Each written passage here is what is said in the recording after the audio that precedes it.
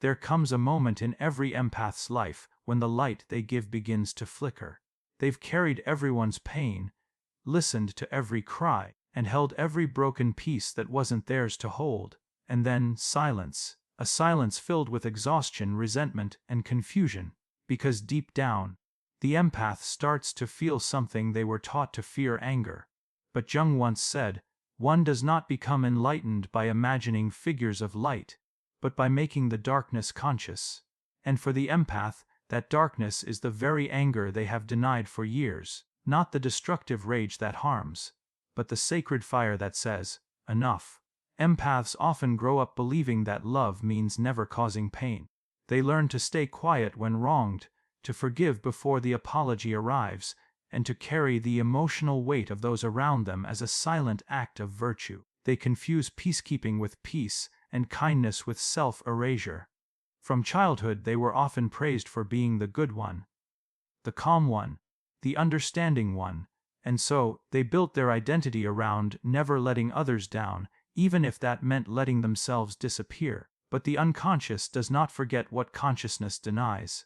Deep inside, something begins to stir, a quiet, trembling flame that refuses to be smothered forever. That is anger, not the wild, uncontrolled fury that burns everything it touches, but the sacred signal of life force saying, I matter too. Jung understood this deeply. He knew that the self is a totality, not only the light we show the world, but also the darkness we hide from it. The empath's goodness, when it becomes absolute, casts a long shadow, and in that shadow lives every unspoken no, every swallowed truth, every moment they wished to scream but smiled instead. The shadow of goodness is seductive because it gives the illusion of moral superiority. It tells the empath, if you keep giving, you'll stay pure. But purity without boundaries is just self-abandonment wearing a halo. Over time, this shadow grows heavy. It becomes emotional exhaustion, quiet resentment, or a haunting sense of invisibility. The empath begins to feel used but cannot explain why. They tell themselves they are too sensitive, when in truth, they are simply disconnected from their own fire. To embrace anger is to reclaim one's right to exist fully, not as an image of light, but as a complete human being. It is to understand that goodness without honesty is not goodness at all, it is fear dressed as virtue. When the empath finally allows themselves to feel the heat they've suppressed, they discover that anger is not an enemy but a teacher. It teaches where they have overextended, where they have given beyond their capacity, and where love must now include the self. To look into the shadow of goodness is to see the parts of oneself that are tired of pretending to be perfect. It is to meet the truth that loving others without loving oneself is not compassion, it's dependency disguised as care. And so, the journey of healing for the empath begins not in denying their anger, but in listening to it, honoring it, and letting it guide them back to wholeness. Only then does the light become real, because it shines from an integrated soul, one that knows both tenderness and strength, forgiveness and fire. Anger, when understood, becomes the compass of the soul. It points not toward destruction, but toward self-preservation, the sacred ground where one's truth begins and another's ends. For the empath, who has spent years dissolving into the emotions of others, anger appears not as violence but as awakening. It is the moment when the heart, wary of carrying too much, begins to whisper, I can no longer be everything for everyone. Most empaths fear boundaries because they mistake them for walls. They believe that to protect themselves is to betray their nature, that love must always be open, forgiving, and unconditional. But unconditional love without boundaries is not love. It is servitude. It is the slow erosion of self beneath the tides of other people's needs. Boundaries are not rejection, they are structure. They are the invisible lines that keep love honest, respect alive, and the self intact. When an empath learns to set a boundary, it often feels like rebellion. Their voice trembles, their chest tightens, their guilt rises, because saying no was never safe before. They fear disappointing others, losing affection, or being misunderstood. Yet this discomfort is the birth of power. For the first time, the empath's anger transforms from suppressed emotion into sacred energy, the fire of boundaries that protects their spirit. Jung understood that the psyche seeks balance through opposites. For the empath, the unconscious opposite of compassion is self-assertion. They cannot be whole until they learn to integrate both. Boundaries are how empathy evolves from a wound into wisdom. Without them, empathy is a bleeding heart; with them, it becomes a beating one, alive, strong, and rhythmic. To set a boundary is not to withdraw from love but to deepen it. It is to say, I can meet you, but only from the wholeness of who I am. I will not betray my peace to preserve your comfort. When anger arises to signal a crossed line, it is not cruelty, it is clarity. It is the soul's immune response, protecting the sacred organism of the self from emotional infection. Over time, the empath who honors their anger begins to radiate a new kind of energy. Their kindness gains depth, their compassion gains discernment, and their love gains strength. They no longer rescue everyone; instead, they inspire others to rescue themselves. Their now becomes as healing as their wise. Because both now come from truth, not fear. The fire of boundaries purifies rather than destroys. It burns away obligation, guilt, and the old belief that love must always hurt. What remains is warmth, a steady inner flame that cannot be extinguished by the demands of the world. This is the fire of sovereignty, the quiet power of someone who has learned that peace is not found in endless giving, but in the courage to protect one's inner light. And in that fire, the empath finally discovers freedom. The freedom to love deeply without losing themselves, to feel fully without drowning, and to stand firmly in their truth without apology. To integrate the shadow is to step into the deepest chamber of the soul, the one most people spend their lives avoiding. It is where everything we have denied, rejected, or feared about ourselves waits patiently to be seen. For the empath, this chamber holds years of suppressed anger, buried resentment, and forgotten needs. They have spent so long identifying as the healer, the kind one, or the listener, that they have unknowingly cast out the parts of themselves that crave recognition, power, and independence. These exiled emotions do not disappear, they live on in the unconscious, shaping life from the shadows. Jung taught that what we repress does not vanish, it grows stronger, seeking expression through projection or crisis. For the empath, this may appear as emotional burnout, toxic relationships, or a sudden, uncontrollable rage that feels alien. But it is not alien, it is the self-demanding wholeness. It is the return of the forgotten fire. The integration of the shadow is not about erasing the darkness, but embracing it. To look into the mirror of our contradictions and say, you too belong. When the empath dares to meet their shadow, they often encounter the truth of how much they've hidden behind light. They realize that their endless compassion was sometimes a defense mechanism, a way to feel worthy, needed, or safe. They see how often they forgave prematurely, not because they were enlightened, but because they feared confrontation. They notice how often they gave to avoid being abandoned, and how often they smiled to avoid being seen. These revelations can feel painful, even humiliating.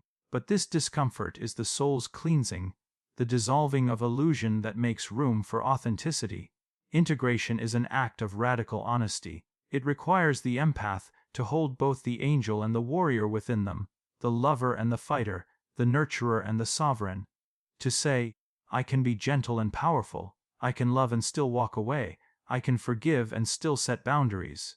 This is not hypocrisy, it is wholeness. The shadow does not destroy goodness, it completes it. Without the shadow, light becomes superficial, brittle, and fragile.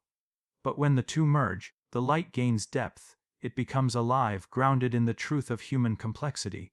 The integrated empath no longer fears their anger, envy, or pain, because they have learned to listen to what these emotions are trying to teach. They understand that anger reveals violated boundaries, envy points toward unclaimed desires, and pain shows where healing is required. Instead of suppressing these messengers, they invite them to the table, hear their stories, and transform their energy into consciousness. As this process unfolds, the empath begins to embody a new kind of presence, one that feels both calm and strong, soft yet unshakable. Their empathy is no longer naive, it has matured into discernment. Their kindness is no longer self-sacrifice, it is wisdom in motion. The people who once drained them no longer find easy access, not because the empath has hardened, but because they have become whole. Integration of the shadow is not a destination. It is an ongoing relationship with the unseen. It is the daily practice of asking, "What am I avoiding within myself?" and then having the courage to face it. And as each fragment is reclaimed, the empath feels more alive, more grounded, more real. They stop seeking peace by escaping their darkness and find it instead by embracing it. For in the end, peace is not found in the absence of conflict, but in the reconciliation of opposites.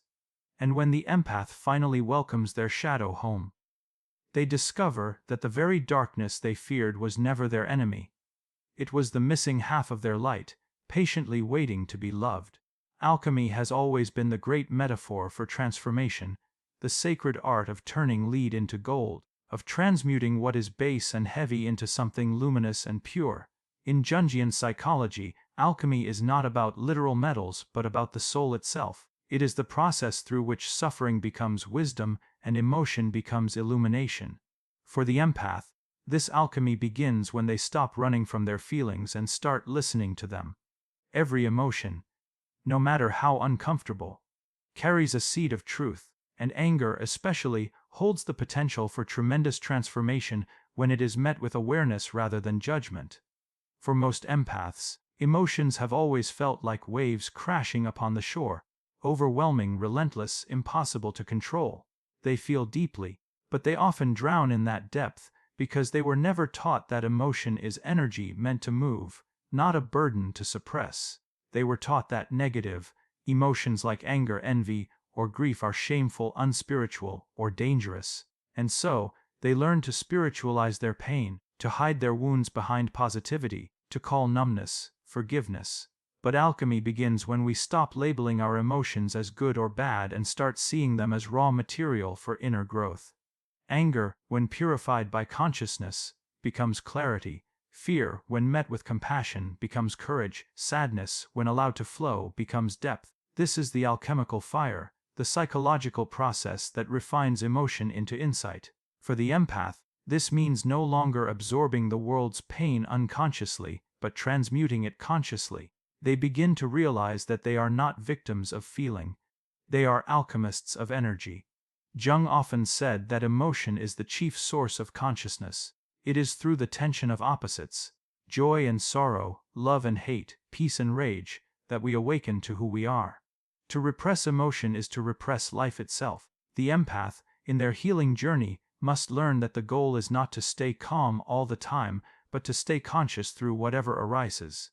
When anger surfaces, they pause and listen. What truth are you showing me? What boundary have I neglected? What power have I forgotten? In that pause, transmutation happens. The raw heat of emotion begins to change form, and wisdom is born. This alchemy is not gentle. It burns. It melts the masks that once felt safe. It demands that the empath face their pain, not as an enemy, but as a sacred messenger. They begin to see that every wound was a teacher, every betrayal a mirror, every heartbreak an initiation.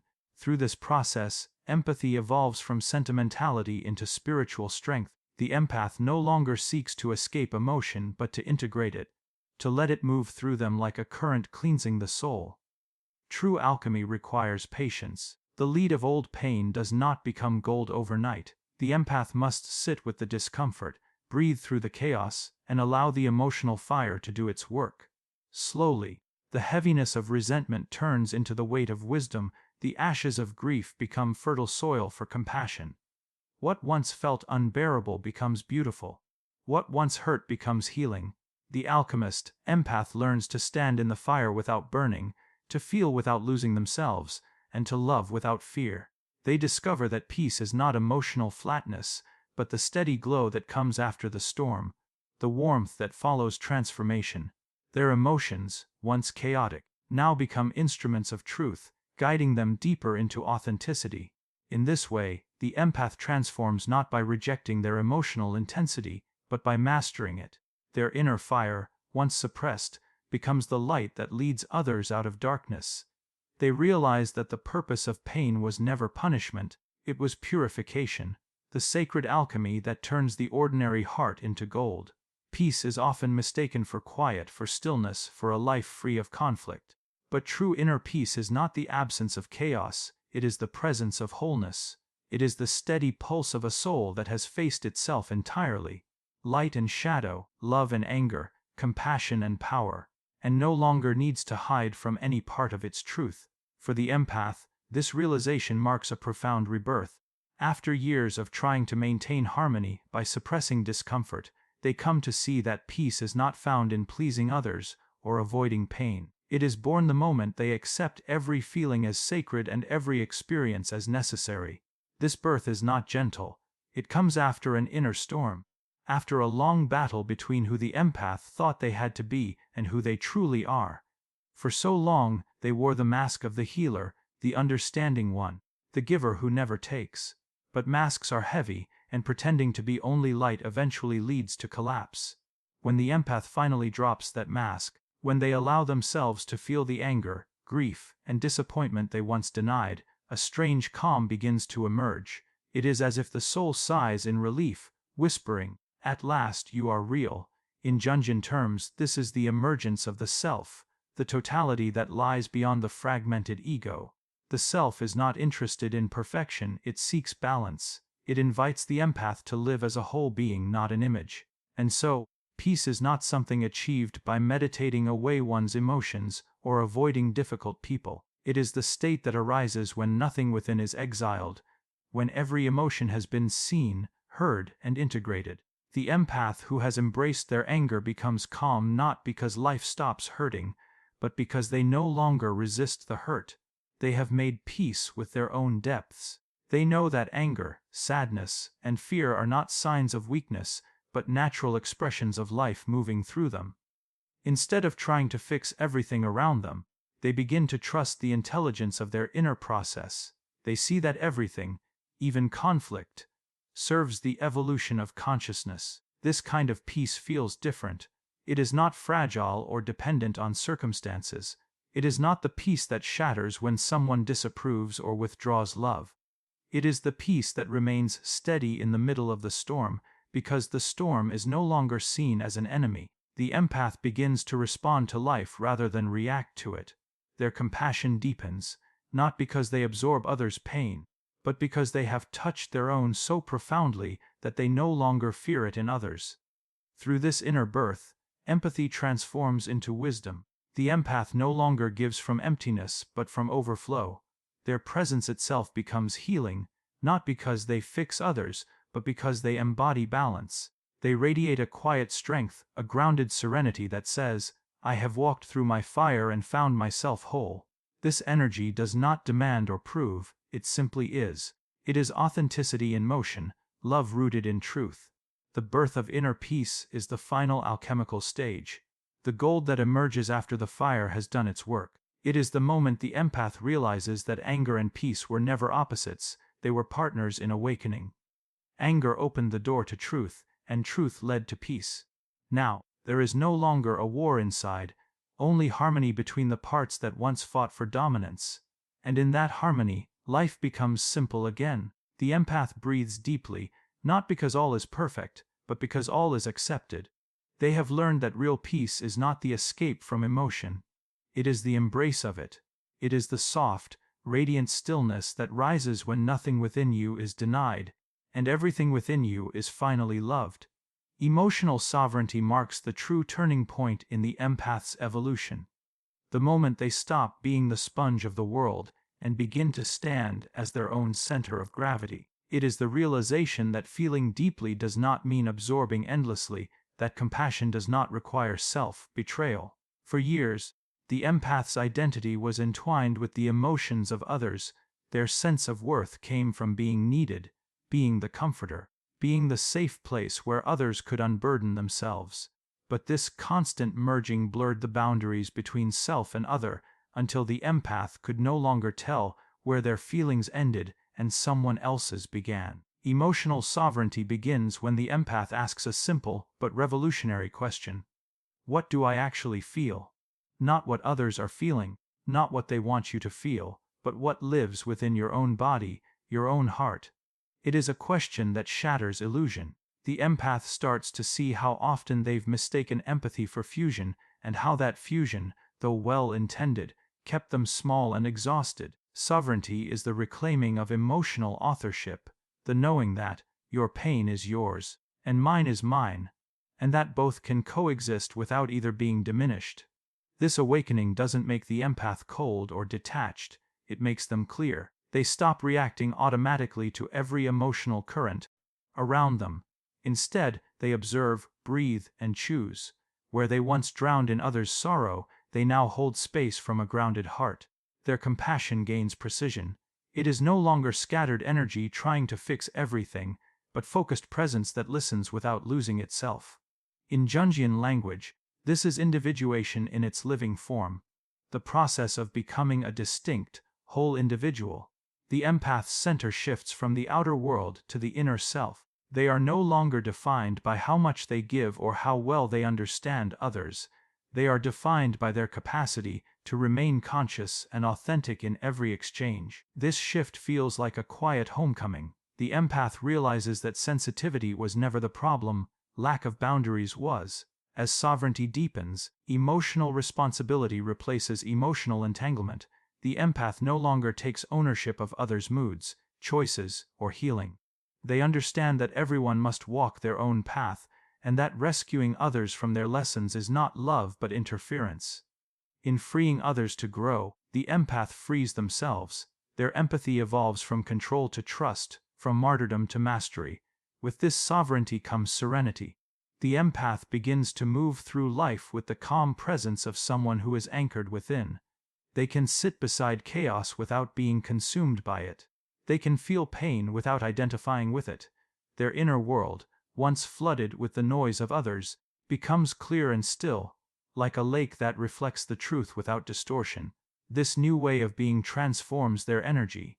People feel safer around them, not because the empath absorbs their pain, but because they radiate steadiness. Their boundaries become invisible yet powerful.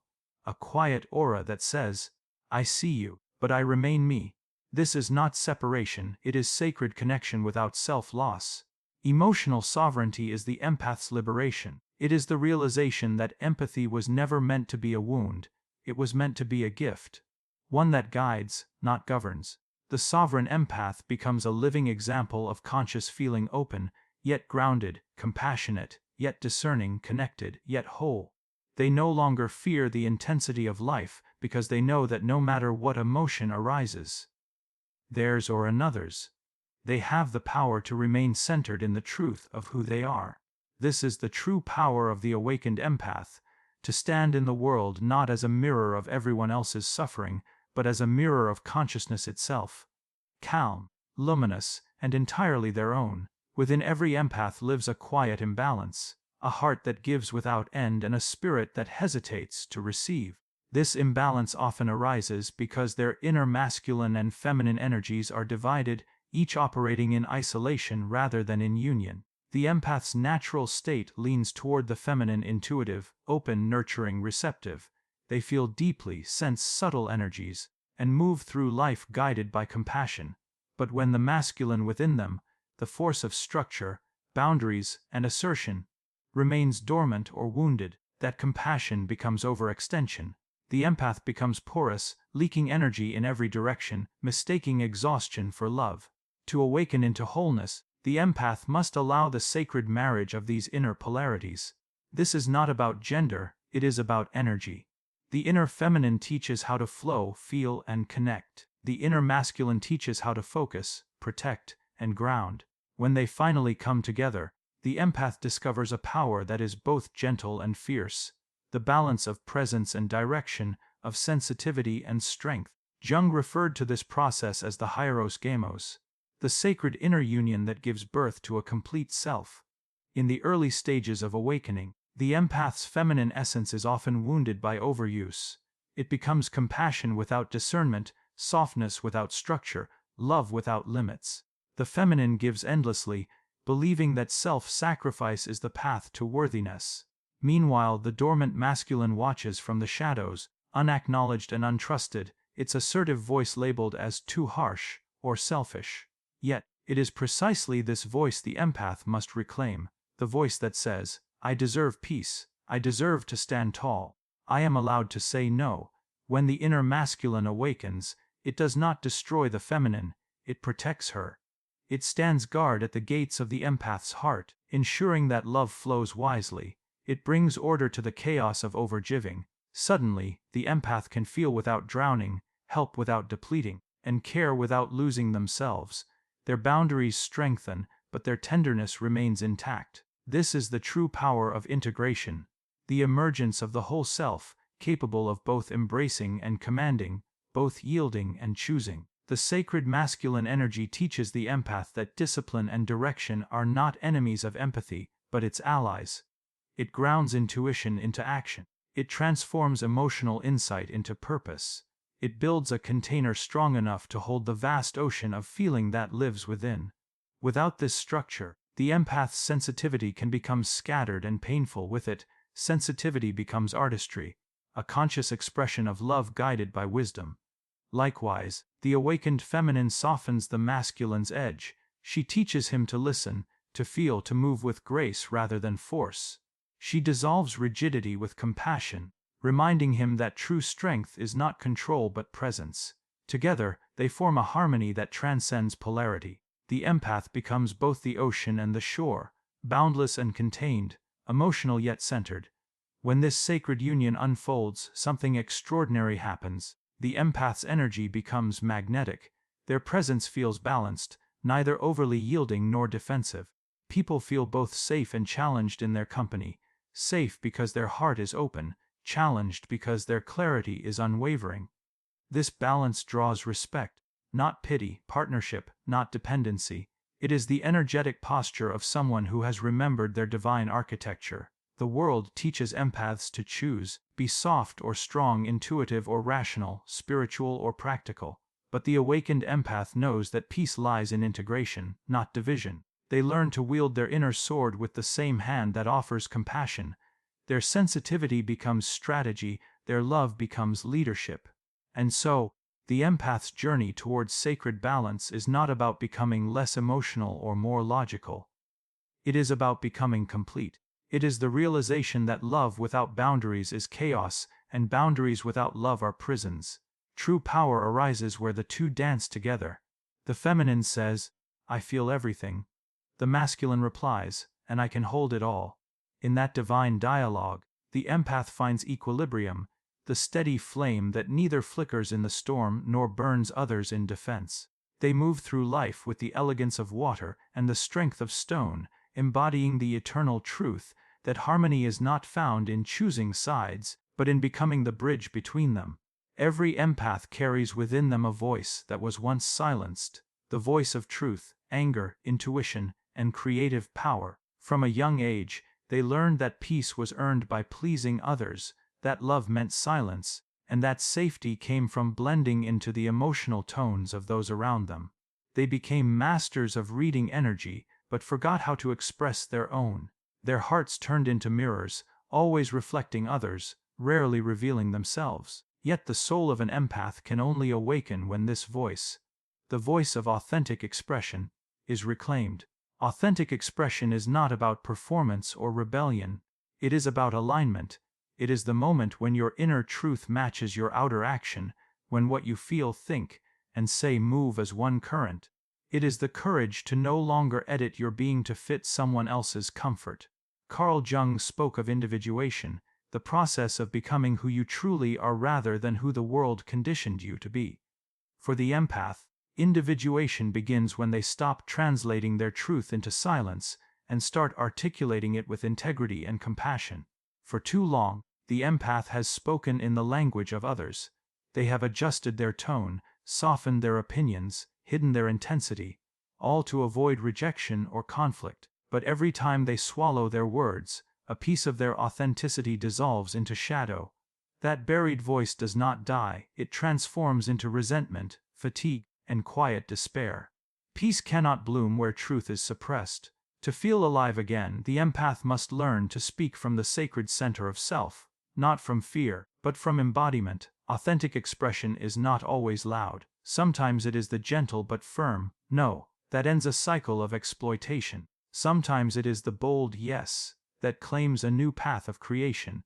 Sometimes it is tears that finally fall after years of composure, or art that flows from the wound without apology.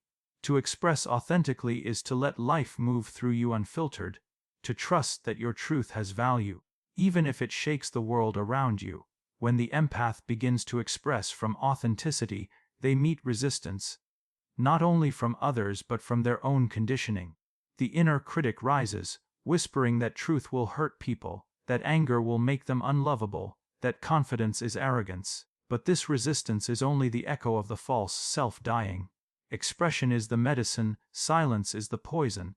Each word of truth, each act of alignment, rewires the nervous system from fear to freedom. The empath's authentic voice is not a weapon but a vibration, a resonance that clears illusion and calls in truth. When they speak from their core, others feel it. Their energy shifts from passive sensitivity to empowered presence. They no longer absorb emotions, they transmit clarity. The air around them changes because they no longer hide behind kindness, they embody love that tells the truth. This is the divine power of the awakened empath. Not to please, but to liberate. Expression is sacred because it is creative. The moment the empath honors their truth, they become co-creators with life itself. Their art, words, choices, and energy begin to reflect the soul rather than the mask. They inspire others not by preaching, but by embodying the courage to be seen. Authenticity ripples outward. It frees others to remove their disguises, to speak, to feel, to remember who they are. The empath's true peace is not found in silence, but in congruence. When the voice of the heart is no longer edited by fear. When they allow anger to fuel honesty, sadness to deepen art, and love to guide expression, they step into the rhythm of their soul. Life no longer feels like performance but participation. To express authentically is to declare to the universe, I am no longer a reflection, I am a flame. It is to stand rooted in your essence and let your truth burn away the pretense. For when the empath finally speaks, not to please, but to be, they discover that their voice was never too much. It was the medicine the world was waiting for. When the empath awakens to their own truth, the landscape of their relationships begins to shift in profound and often uncomfortable ways. The patterns that once felt natural, giving too much, absorbing others' pain, maintaining harmony at any cost, no longer resonate. It is as if the soul, once asleep in patterns of self-abandonment, suddenly rises and says, no more. This moment marks the beginning of the transformation of relationships, a sacred alchemy where the empath learns that love without self-respect is bondage, and compassion without boundaries is servitude. For most of their lives, empaths have been magnets for imbalance. They attract those who unconsciously seek healing, control, or validation. Their kindness becomes a mirror for others' wounds, and their silence becomes permission for misuse. But this is not punishment. It is a mirror of the empath's own unhealed need. The need to feel worthy through saving, to feel safe through pleasing, to feel connected through self-erasure. Once the empath sees this, everything changes. Awareness becomes liberation. They stop seeking love through pain and start cultivating love through truth. At first, this transformation feels like loss. People fall away. Conversations feel strange. Energy that once flowed easily now feels heavy or forced. The empath might mistake this for failure, as though by setting boundaries, they have become cold or detached. But in truth, what is happening is purification.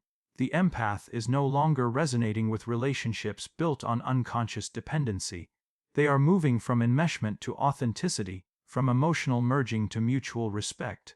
As the empath grows, they learn that connection cannot exist without differentiation. They begin to see that love does not mean rescuing others from their own lessons, nor does empathy require absorbing others' pain. Real love honors the sovereignty of each soul. It says, I see your struggle, but I trust your strength. The empath's compassion evolves from control to faith, from fixing to witnessing. This shift transforms relationships from draining attachments into sacred partnerships. In this new state of awareness, the empath becomes more discerning. They can sense not only the emotions of others, but also the intentions behind them. They start choosing relationships that feed their spirit rather than feed on it. The old cycles of being the healer, the caretaker, or the emotional sponge dissolve. replaced by an equal exchange of energy, giving and receiving in balance. But transformation also demands courage. When an empath steps into self-worth, those who benefited from their passivity may resist. They may accuse the empath of being selfish or distant.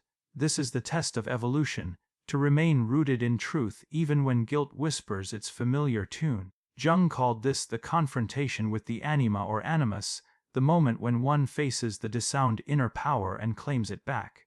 For the empath, that power is the right to exist as an equal, not as a servant of emotion. Gradually, the empath learns the art of conscious relationship, one that is not born from need but from choice. In this space, love becomes cleaner, freer, and deeper.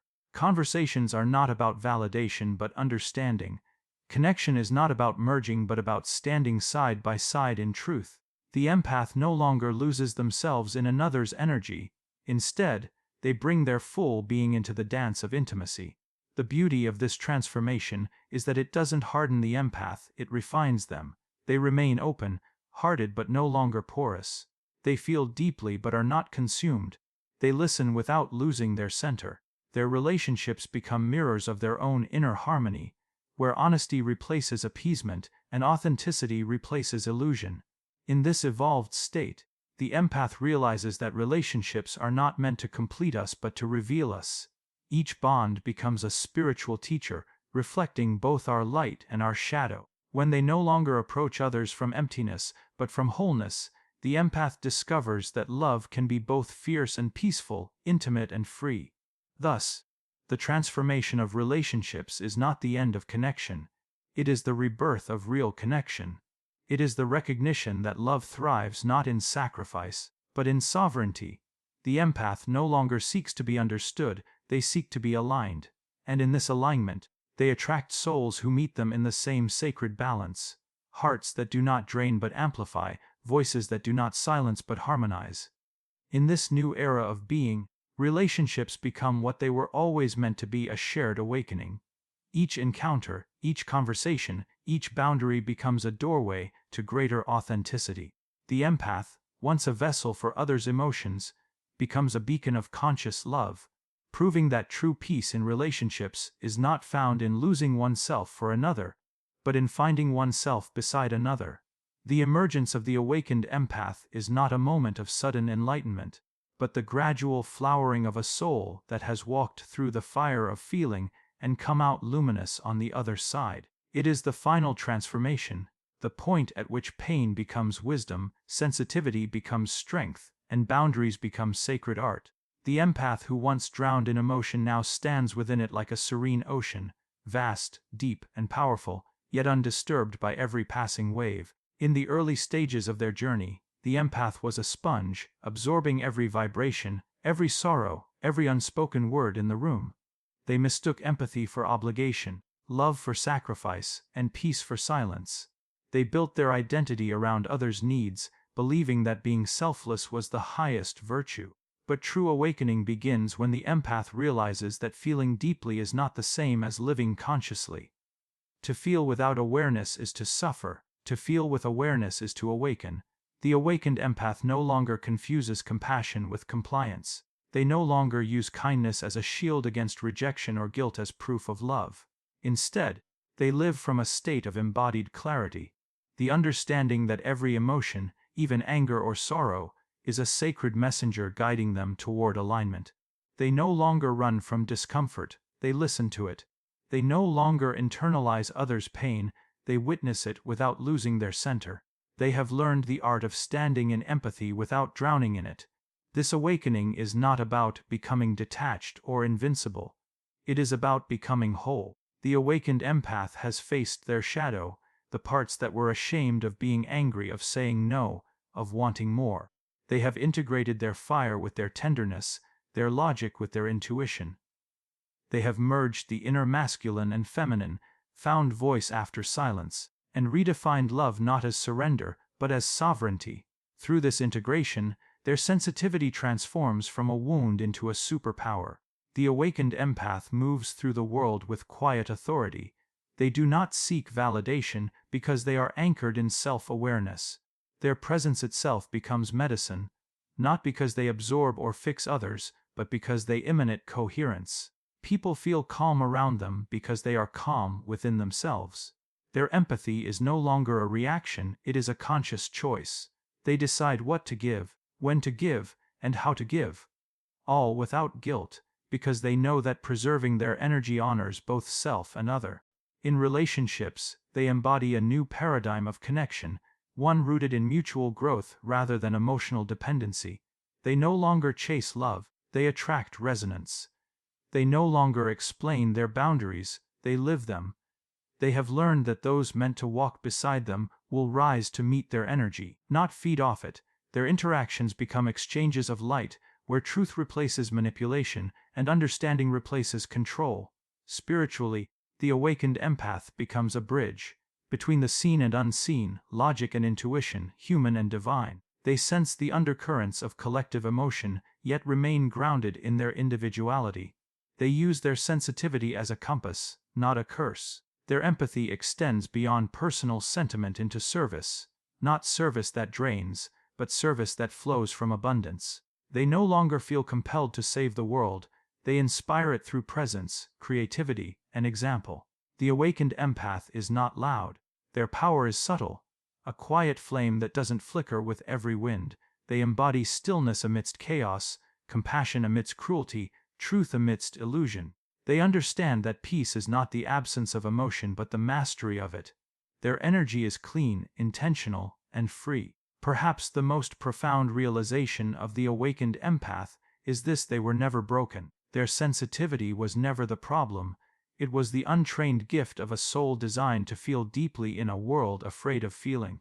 Every heartbreak, every betrayal, every moment of overwhelm was not a punishment but a preparation, a sacred initiation into wisdom. Now, they no longer hide from the world. They participate in it consciously. They can walk through darkness without losing their light. They can hold space for another's pain without absorbing it. They can love fully without self-erasure. They have become both the healer and the healed, a living embodiment of integrated empathy. In this state, the empath no longer asks, "How can I survive in this world?" Instead, they declare, "How can I serve as myself in this world?" Their sensitivity becomes their compass, their intuition their guide, their presence their offering. This is the emergence of the awakened empath, the one who no longer fears their depth, no longer hides their light, and no longer trades authenticity for belonging. They have become the alchemist of emotion, the guardian of their own energy, and the artist of their own soul. And in that sacred sovereignty, they find what they were searching for all along: peace not as escape, but as embodiment, peace that is not fragile, but fierce, peace that comes not from hiding emotion, but from mastering it. The awakened empath does not just feel the world, they transform it, one conscious heartbeat at a time. So, to every empath who feels torn between love and rage, understand this: your anger is not the end of your empathy, it is the completion of it. It is your soul's way of saying, now it's time to include yourself in the circle of your own compassion. And embrace your anger. Honor your fire. And from its ashes, rise, not as the wounded healer, but as the whole one who finally feels peace.